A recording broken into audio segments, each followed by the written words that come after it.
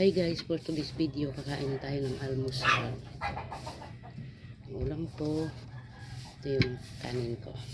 Ito yung kape ko guys.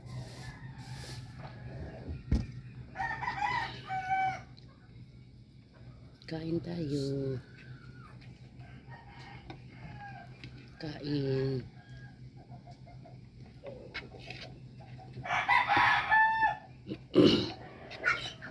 Shout out ako sa mga star sender ko dyan. Thank you so much. Shout out din sa new followers ko. Shout out sa mga followers ko. Thank you. Maraming salamat sa inyo. At saka sa mga viewers ko. Thank you. Maraming salamat sa inyo. Consistent lang tayo guys. Kasi share ko pala about sa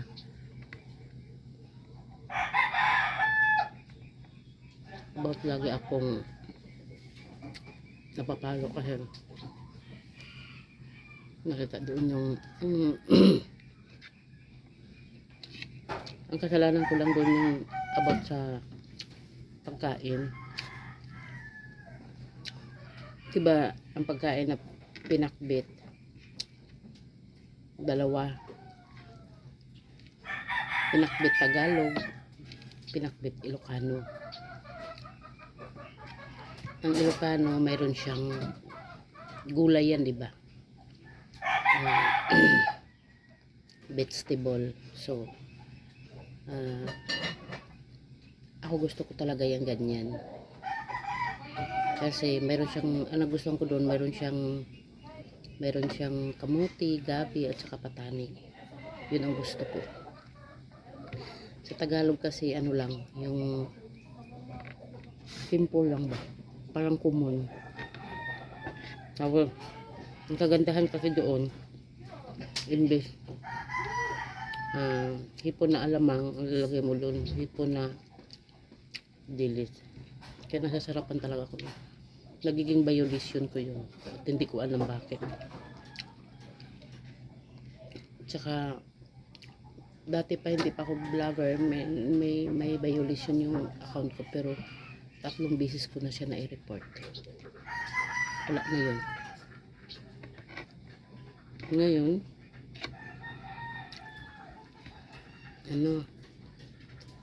ang tawag dito, on and off yung pagkapalo niyo sa akin. Makakomment ako 2 oras, balik na naman. 1 oras, balik na naman. Para bang nasabi ko tuloy, gusto ko na sumuko. Bakit ganito? Munti ko na i-off yung dashboard ko. Kasi hindi naman ako maano sa palo to palo, kasi pag palo to palo mayroong nagpaparo sa akin, syempre ano ko yan, dandahan kung inaano, hindi ko binibigla, ina-accept. Hindi nga abot ng 10. Tapos